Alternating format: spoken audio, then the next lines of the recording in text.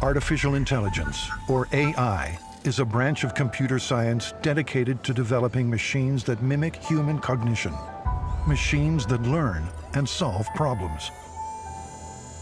AI as it exists now is really just a deep learning, pattern matching set of algorithms that allow a computer to train itself on data from the environment and then replicate that. We might think of artificial intelligence as computer chess. I believe it's absolutely crucial to find out at what level machine can copy the decisions of the human being. Robots on the factory floor, smartphones guiding navigation. Artificial intelligence systems are incorporated into our daily lives. Artificial intelligence generally relates to systems that have been described as capable of imitating intelligent human behavior, acting appropriately and with foresight in the environment, and systems capable of applying human-like reasoning. From the age of antiquity to the present, the concept of creating intelligent machines has fascinated humanity. We are living in the fourth industrial revolution, an era in which technology is advancing at an extraordinary rate, where the digital world is enmeshed with our physical and biological worlds, where science fiction informs future warfare.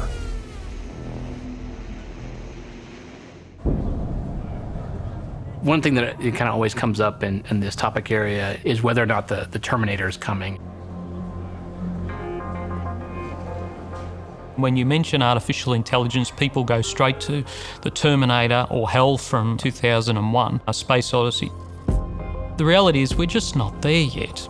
Every form of artificial intelligence at the moment is what's known as a narrow AI that's capable only doing a narrow range of functions within the algorithms and the data sets that it has access to.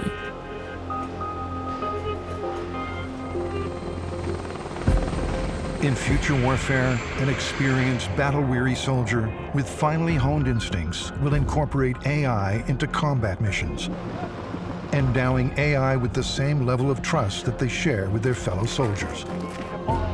You develop a trust in AI through practice, and people are already getting that practice through their use of smartphones, engagement with platforms like Siri and Alexa. People are already very familiar with that and very used to it.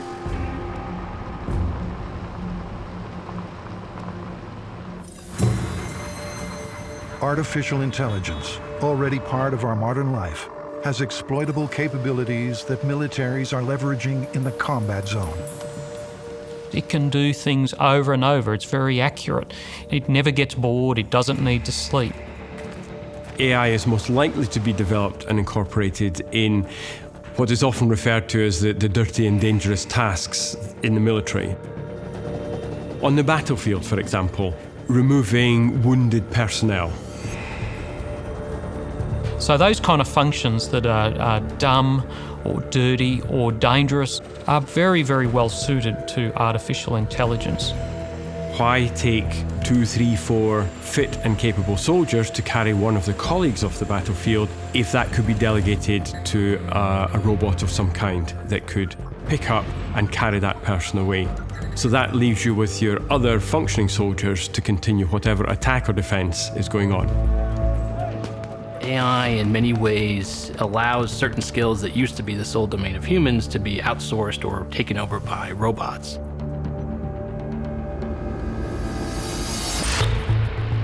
Throughout history, warfare has harnessed technology at every opportunity. Military organizations that stay rigid and tradition-based are left behind and less likely to be victorious. As we evolve through history, we see war and its character changing, and many of the factors that affect that change are the introduction of technologies.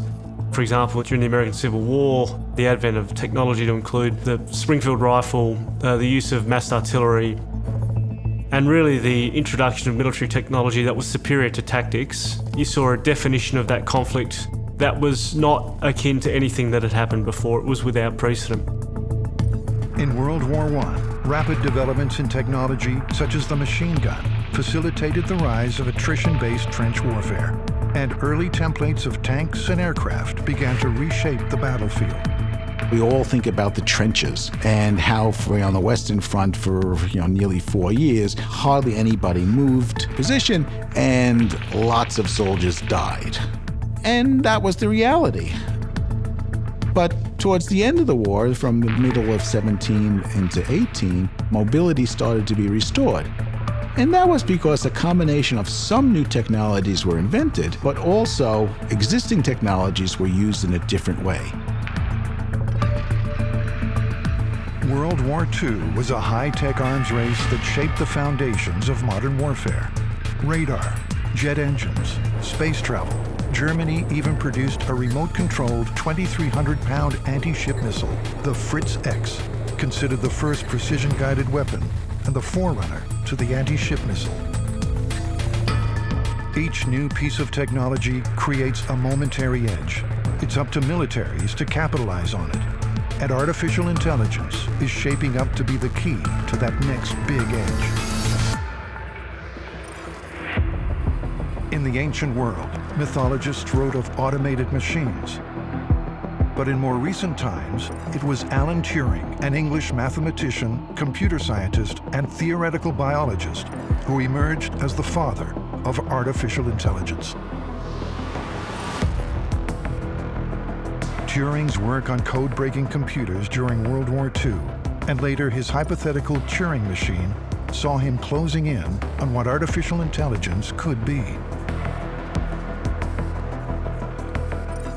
Turing's landmark paper, Computing Machinery and Intelligence, asked, can machines think? He posited that if computers respond intelligently to intelligent humans, then they should be recognized as possessing intelligence. Alan Turing had died 2 years before the 1956 Dartmouth College Conference. At that conference, the term artificial intelligence was first coined by John McCarthy. Turing's legacy lives on today. The golden age of AI research had begun. If we think about the history of the U.S. Department of Defense involvement with technological developments, we have to go back to the 1960s and 70s. The 1956 Dartmouth Conference is recognized as the beginning of the Golden Age, which continued until the mid-1970s. But midway through that era, the U.S. government was suddenly forced to recognize that computer science had to be a big part of the future. Back then, USSR launched the space satellite, Sputnik. That was the first space satellite. Today, a new moon is in the sky, a 23-inch metal sphere placed in orbit by a Russian rocket. The United States was very much surprised by this event. Nobody was aware that this was happening. As a response to that event, the U.S. Department of Defense stood up DARPA, Defense Advanced Research Projects Agency, with a goal to essentially make sure that we would never be again surprised by an adversary in context of technological development. I shall propose a program of action, a program that will demand the energetic support of not just the government, but every American, if we are to make it successful. DARPA invested heavily in a variety of new defense technologies. Artificial intelligence, though high on their agenda, was just one of their many pursuits. DARPA created ARPANET, and that essentially led to the creation of Internet. Other things that DARPA has been credited with is the creation of Siri digital assistant technologies. Another example is GPS. Much of the same technology used by militaries is also used in the public sector. The way that we use, say, Google Maps on a smartphone to navigate is increasingly the way that targeting decisions and intelligence decisions and command decisions are being made on the battle space. So you typically have a human and an AI or an algorithm looking at the same data and almost working side by side as they develop. But what happens when we remove the human altogether? One of the key capabilities dominating discussion around the future of AI is autonomy. autonomy is understood as something less sophisticated than artificial intelligence. It's funny, these terms are often used synonymously, which I don't think is quite right. Artificial intelligence is kind of an umbrella term for the broad portfolio or constellation of technology and techniques that are a series of sensors and processors that take information, process it, and give a output. Autonomy is a bit more of a philosophical term or a command and control term in a sense. It's the ability to operate independent of other control or guidance. AI-enabled systems allow for autonomous capability to exist. Autonomous weapons have been around for longer than many of us may be aware. Landmines, such as those used in the Vietnam War, are an early example. A landmine is fully autonomous. You bury it in the dirt, it has no more interactions with its creator, and it will just continue to do its function, which is actually to do nothing until the moment someone steps on it. A soldier's foot treads upon the mine, and certain parameters are met. The weapon is activated to catastrophic effect. When we think about more modern and future examples of autonomous weapon systems, the current definition used in international law is a system which is capable of selecting and engaging targets without human involvement. In order to do that, you need an amazing amount of recognition systems. There has been controversy around the development of such recognition systems, facial recognition, which could perhaps be used for nefarious purposes rather than perhaps a legitimate legal warfare situation. So in terms of recognition, that's difficult. And then there's the targeting. Who ultimately decides that a weapon can be fired and another human being killed? Are you going to delegate that responsibility to a computer? I don't think so. There's a lot of misconceptions about what AI and autonomy are going to bring to future warfare. It is a very exciting area, and there's a lot of great potential, but it's sometimes bandied about, both terms, as a silver bullet for things that are just very difficult to do. And I don't think that's quite right. AI has been shaping the future of warfare for some time already, actually. For example, the Iron Dome air defense system. That is autonomous, is highly automated, and has a degree of artificial intelligence. It recognizes threats and responds to those threats accordingly. In service from 2011, Iron Dome is an Israeli anti-missile defense system designed to intercept and destroy incoming threats from ranges of 4 to 70 kilometers. Once it's activated, if there are multiple missiles approaching it, it will not wait for a human to give permission to fire on each one. It will simply fire on each incoming missile. The intelligence system is also advanced enough to recognize and ignore threats that will land on uninhabited areas, minimizing unnecessary interaction and overall costs. Underpinning further advances in autonomous weapon systems and artificial intelligence is another important development. One subcomponent of artificial intelligence is machine learning, which is based on the idea that a system can be programmed and taught to learn from a vast amount of data that system is being fed with. The system learns to recognize certain patterns and generalized rules, and then draws conclusions from those patterns. The more the system learns, the better its performance becomes. And with increased performance comes speed. That allows very time-consuming things to be done now very quickly, possibly, processing at scale. The analogy that I use is like high-speed trading platforms on Wall Street. Artificial intelligence processes information and communication at rates no human being could ever hope to achieve. It's not people on the phone to their broker on the floor or a trader out on the trading floor trying to get them to buy or sell. But it's really kind of fundamentally just really advanced statistics, which sounds not all that exciting until you kind of see it in action. These decisions are made in instantaneous split seconds by algorithms, by high-speed, high-volume trading platforms. The decisions about parameters for buying and selling and about what kinds of stocks are being targeted and what constitutes an event that's going to cause an algorithm to make a certain decision, all of that is set by humans, and the policy parameters that it works within change, and that's where the humans have their input. But in the moment, in the actual cycle of trading, it's happening in microseconds. In war, microseconds matter. They can mean the difference between life and death.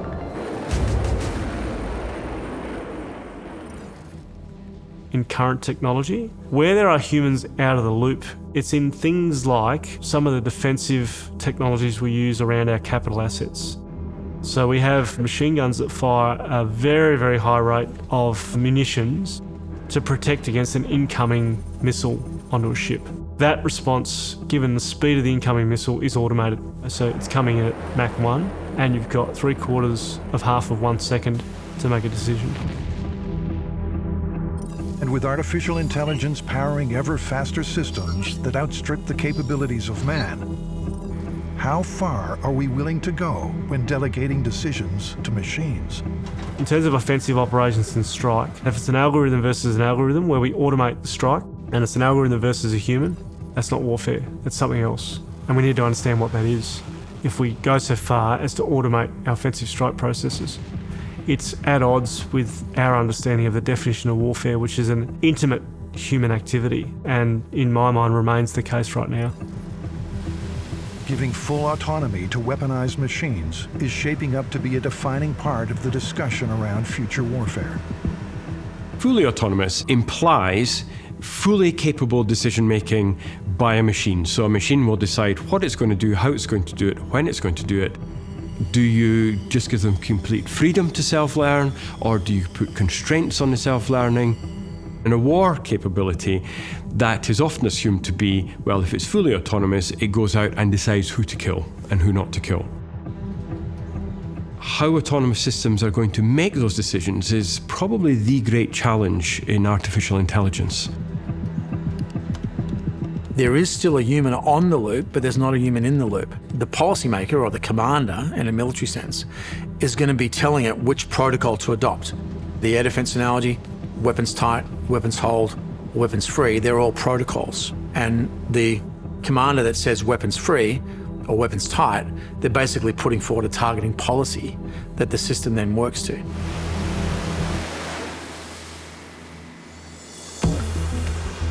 In 1983, at the height of the Cold War, the argument for keeping a human being on the loop could not have been made more profoundly. US and Russia both had, systems that were always on alert. There was a Russian, Petrov, who was monitoring sort of the systems and one day saw numerous missiles or indicators of missiles come up on his screen. And it looked exactly like they were under attack by the US. Many of his colleagues are saying, I think we have to raise the flag. He would have had to notify his superiors, and then he knew they would likely do a strike back. But for some reason, he just didn't think it was accurate. With apparent US missiles raining down toward Russia, Petrov fell back on human instinct to make a calculated decision. He didn't think it made any sense that the Americans would be striking at that point, and so he decided not to elevate that decision. There was something that their systems were picking up in the atmosphere. Indeed, there weren't missiles, and so he basically saved us from, a catastrophic outcome and a nuclear war. Defying protocol and declaring the system's indication a false alarm, Petrov's instinct-based decision prevented retaliatory nuclear strikes from NATO and US forces. A nuclear war to end all wars was narrowly avoided. I think it highlights an important point here about human judgment. And I think anyone who's working in this field or dealing with autonomy understands that there's something extremely special about human judgment that we don't expect machines to be able to replicate anytime soon, maybe ever. If human judgment is truly unique, the answer to maximizing the potential of artificially intelligent systems in future conflicts may not lie in removing humans from the loop completely, but instead somewhere in between.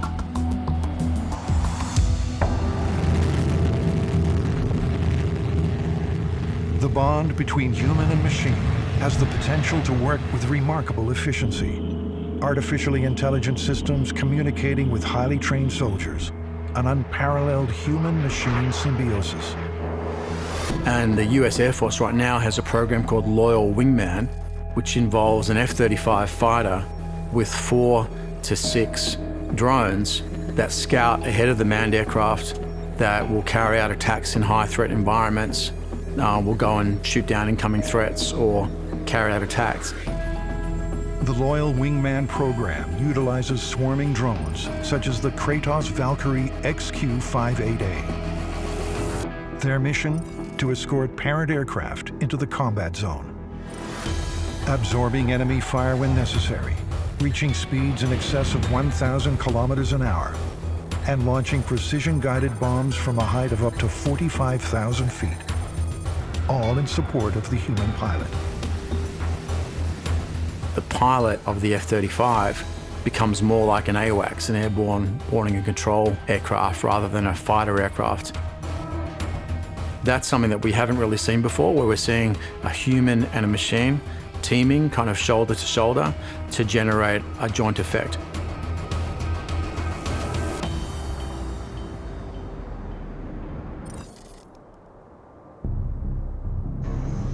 Swarming drone programs, human-machine teaming. The contested space in future warfare moves toward the unmanned. DARPA's Gremlin program is partway through the development of a launch and retrieve system. Small weaponized drones, Gremlins, are launched by larger aircraft. Communication and navigation technology then inserts them into combat zones to overwhelm a target. Mission completed. These reusable systems then return to an out-of-combat zone parent aircraft. But the open sky is not the only domain for drones.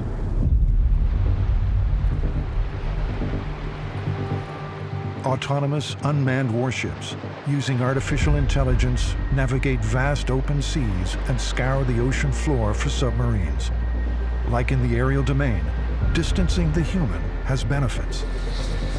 Allows complex operations to continue in environments or on missions where it would almost be impossible to send a human combatant into.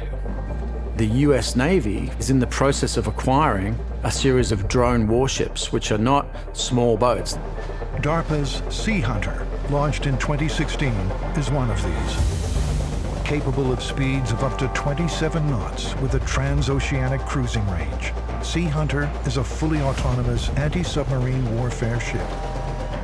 Medium-sized warships, which are uncrewed or optionally crewed, and can carry out most of the tasks that you would expect a manned warship to carry out, but do it in a much higher threat environment or in an environment where they're working in concert with a crewed ship. AIs give a couple of advantages.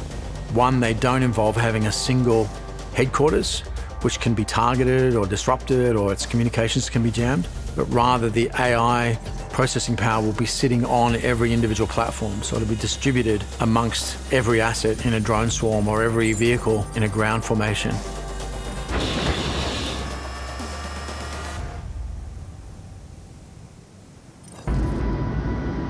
The advantages that AI presents have set the stage for a global AI arms race. In warfare, the military that adopts new technology, that adapts new technology, always has an advantage, even if it's momentary. It's about 3500 BC. Some metal worker came up with the copper mace. It's, a stick with a ball of copper on the end. Not exactly what we would call high tech. The copper mace revolutionized war. Before you knew it, the people who had the copper mace at first, they went on to victory. But the people who were in their neighborhood who they were fighting, the technology quickly spread, and before you knew it, everybody had copper maces. In future conflicts, artificial intelligence is the copper mace, the key to the next revolution.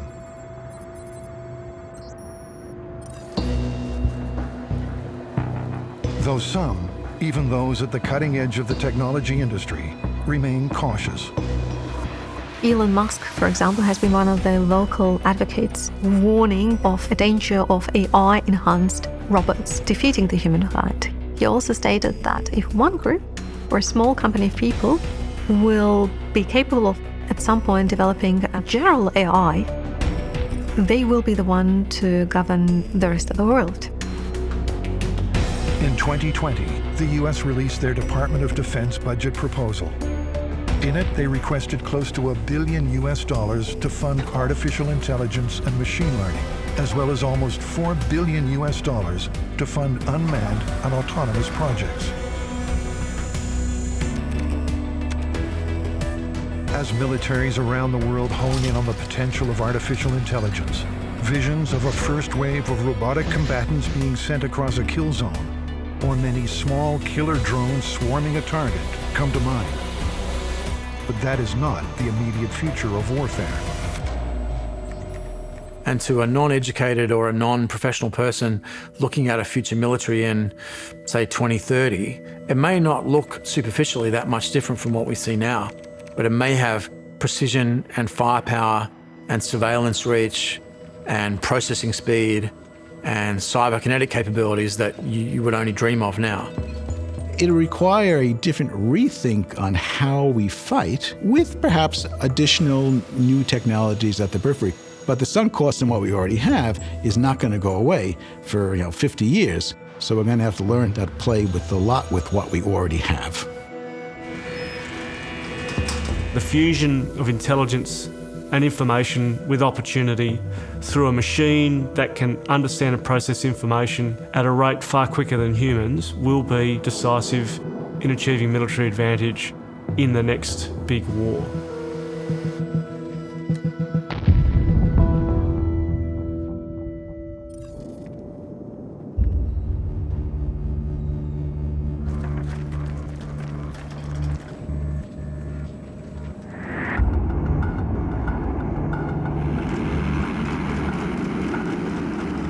An event or series of events in 2018 illustrate the controversies around developing AI for weapon systems. The United States Department of Defense put out a call to industry offering funding for a company or companies to develop technology that would enable, say, a drone to recognize people or items on the ground, categorize them, classify them, and potentially target them, all without human input. Partnering with Google, the US Department of Defense sought to improve the efficiency of information processing. Project Maven was born.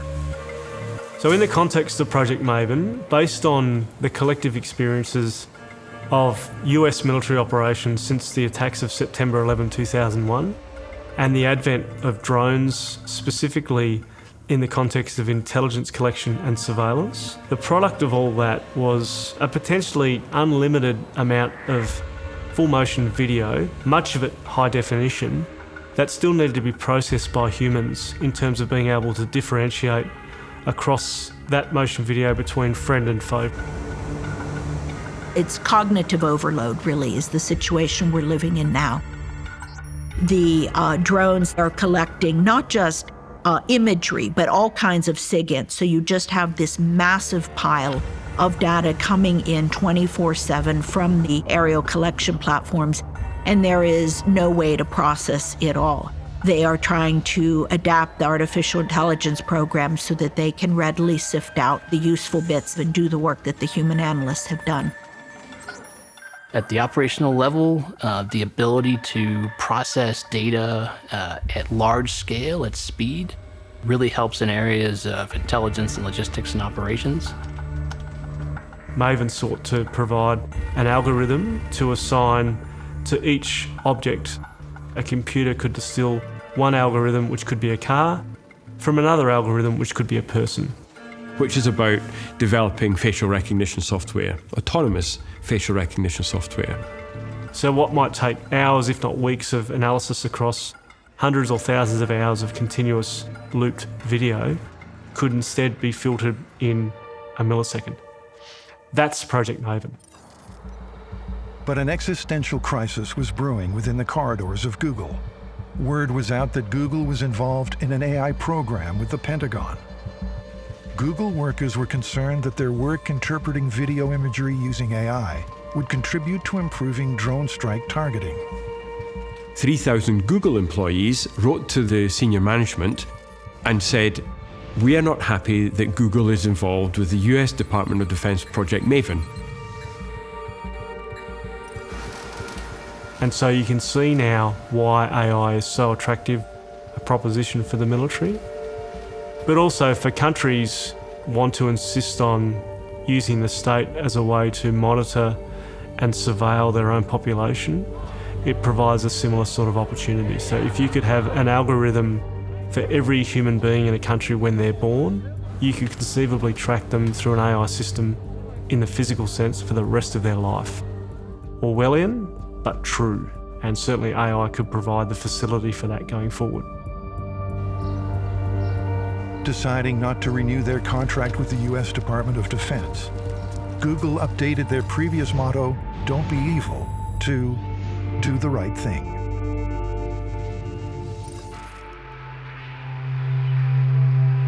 Before Project Maven, and before drones scoured the ground below for intelligence, it was the aircraft of the First World War that were initially used for reconnaissance missions. Flying over combat zones, photographing their enemy's position, and mapping the zigzag of trenches below. The reconnaissance pilots of earlier wars also realized another advantage of being in the sky above their target: distance. From sword fighting to spear throwing to firing arrows, right through to artillery, then aerial bombing, and now to drones that can be piloted across continents. There has been this physical distancing between the shooter and the target. Killing from a distance, though, has always bred complications for the soldier. Future warfare combatants won't be flying low over trenches. They could very well be operating drones from a control room in Las Vegas, Nevada, engaging with personnel in another state or country, following orders from a base anywhere on the planet. I don't think anyone wants a situation where we are sort of very emotionally detached and not thinking and reflecting on our actions and just going to war and pressing buttons. And the term PlayStation killer was brought about early in the 21st century to describe this expectation that it would be somehow just like playing a game. It's always the notion that it's just going to be pressing a button and going back and sitting on your couch, right? And you've blown something up. In the 1920s, the world's major powers came together to discuss banning the dropping of bombs from aircraft. They were concerned that killing from a distance was dehumanizing and unethical. The physical distance has got vast, but the psychological, visual distance, the emotional distance, has shrunk right back down to World War I or even pre-World War I levels. I call it the distance paradox. Physical distance has grown, visual, emotional, psychological distance has shrunk right back down to that of the early days of war. If you look at the use of drones and drone footage, some operators have never been closer. They're seeing things in HD. Psychological trauma is rife throughout the military sector. Drone operators are not exempt from it. At the end of that shift, go home to their families and try to conduct normal life for 12 hours with a partner, with children, with friends, before going back and doing the same the next day.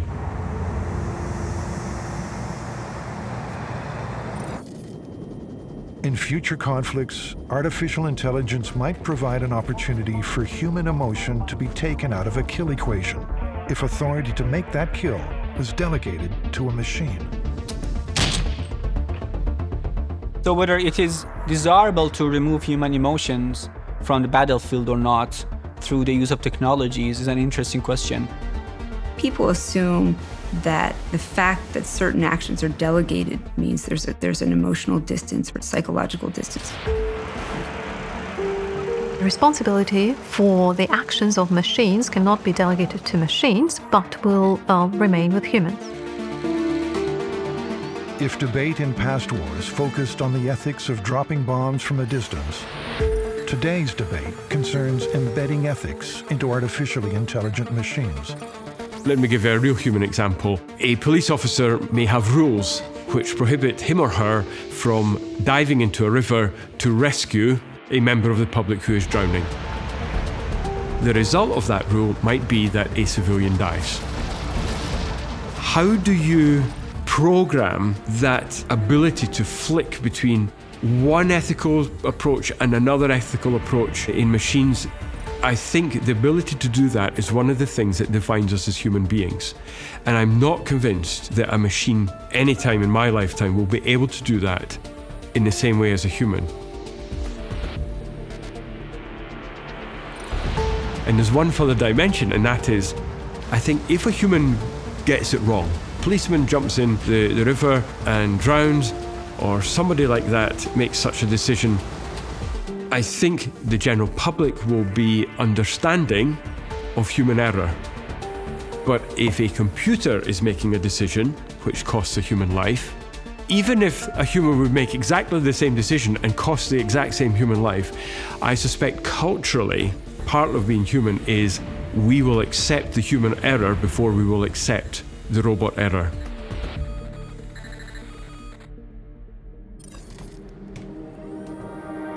We want to interrogate the legal and ethical and moral elements of that construct and make sure that it does actually fit with our values and with who we are and how we want to operate in the space.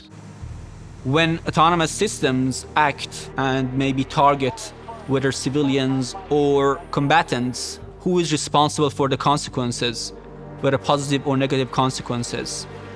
The question is whether we want these technologies to make decisions which are matters of life and death and are ethically loaded. Some people may say ethics is a purely human affair, and that's why humans should always be in control of technologies. I think if we can have this constant dialogue, then technology will hopefully evolve at the same time or only fractionally ahead of the ethical issues, ethical concerns, and legal concerns.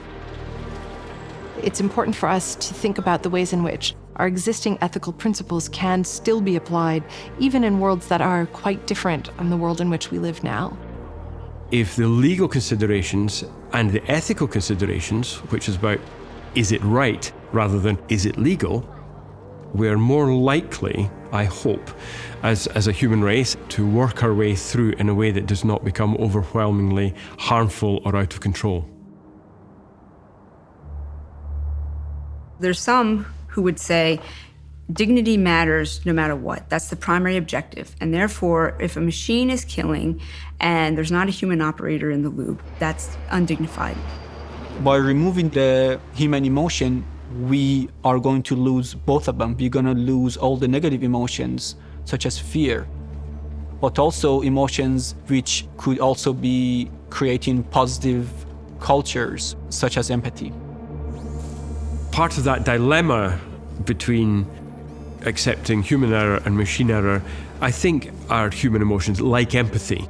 Because if I make a grave error that costs a life, no matter how painful it is for the family, and I may even go to court and jail depending on what I've done, if I have a full range of human emotions, then it's likely that I'm going to suffer in some way internally, guilt, conscience. But a machine does not have guilt or conscience or empathy. Those factors are some of the reasons why people will not accept a machine error quite so readily as they would accept a human error.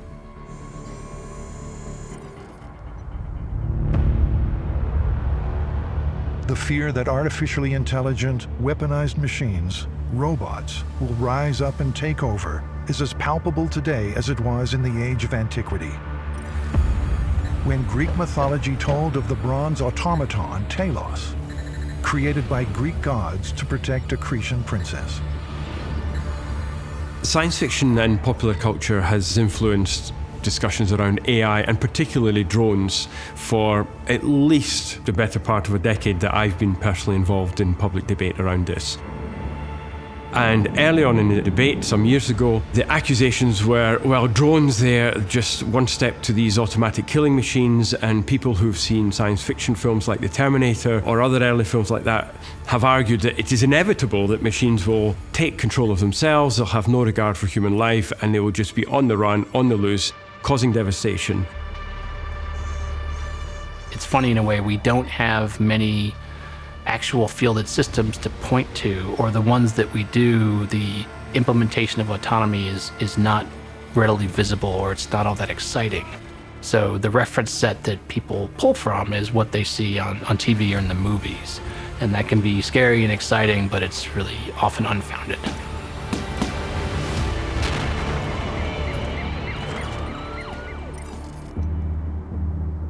Groups such as the Campaign to Stop Killer Robots have pushed for United Nations action to ban the development, production, and use of lethal autonomous weapon systems. Formed in 2012, their stance has been that fully autonomous weapons cross a moral threshold, and that it is important to retain human control over the use of force. In 2015, an open letter from the group warned of the dangers of lethal autonomous weapons, stating that if any major military power pushes ahead with AI weapon development, a global arms race is virtually inevitable. Over 4,000 AI and robotics researchers signed the letter, as did public figureheads of the scientific community, such as Stephen Hawking, Elon Musk, and Steve Wozniak. I have news for you. The robots are not taking over the world. There are those who would definitely advocate for an outright ban on any kind of robotic technology. I look at history. In the 1920s, the major powers of the world came together to discuss the banning of bombing from aircraft, but it didn't happen. It would be similar to saying we should ban locomotive engines, right? Because we know that in the future they'll be used to transport troops all over Europe and to do all kinds of horrible things in war. And I think there will not be a ban on what's called killer robots for the same reason, because they are militarily useful and they are definitely economically useful if you take the civilian applications. And so I'm doubtful about a ban. So the best thing is, how do we limit the harms, both in war and in peace? My big worry would be that technologists simply rush ahead, develop, frankly, barbaric capabilities, and then think, oh, should we constrain this in some way?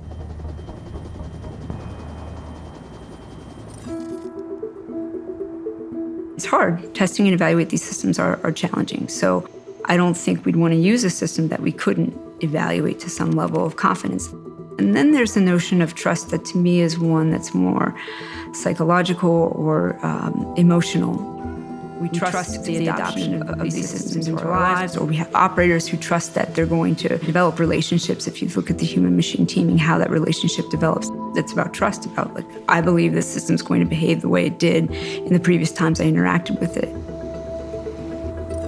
In a military context, artificial intelligence is all about controlled precision, the antithesis of robots going rogue. But in reality, you want to maintain control, and commanders have no interest really in losing control of how they conduct operations. That's a big misconception, that AI is about losing control. I think you can have autonomy in a system that actually is not about you losing control, but actually maintaining more control maybe. Militaries have a term called command and control, and that's literally what it is. It is the attempt to control complexity, to control violence, to achieve an end. In many ways, one of the ironies of this larger debate is an assumption by various campaigns or groups that want to ban AI-enabled weapon systems. They have this ingrained assumption that militaries want to have an uncontrollable capability, which really just doesn't make any sense to folks who actually work with the military. There's a desire and a strong push to maintain effective control, because that's how you achieve your political ends.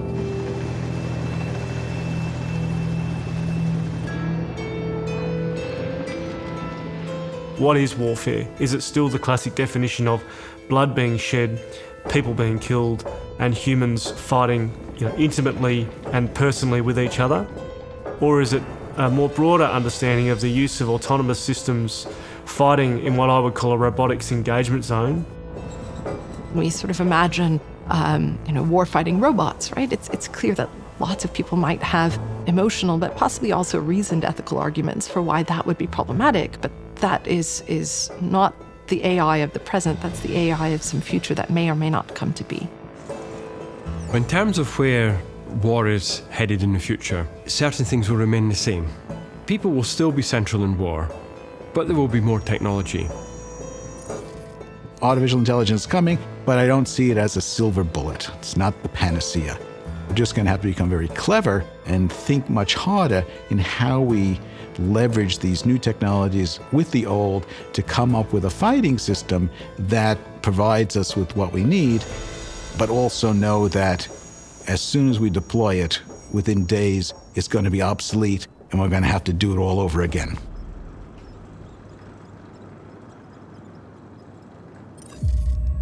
Artificial intelligence is part of the emerging revolutionary technologies that are transforming future warfare. That transformation will be profound. The character of war forever altered. The fourth industrial revolution really is the hyper-connectivity that is being fostered through society, through commerce, through military institutions. Disruptive technologies, whether it's artificial intelligence, robotics, Generation 2 space-based capabilities, material sciences, synthetic technologies, are very much changing not just the nature of national security activities and military operations, but they're changing the globe.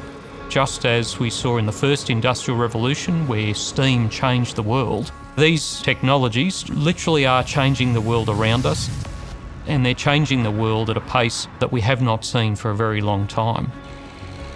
Change is coming. It will be driven by artificial intelligence. It is up to humanity to keep pace with it, so that together we decide our future. The big challenge and the big lesson is, if there is to be more technology, if there's to be more artificial intelligence, that we need to keep the human in there somewhere, because without the human in war, it truly becomes inhuman. And that is a future that we should all want to avoid.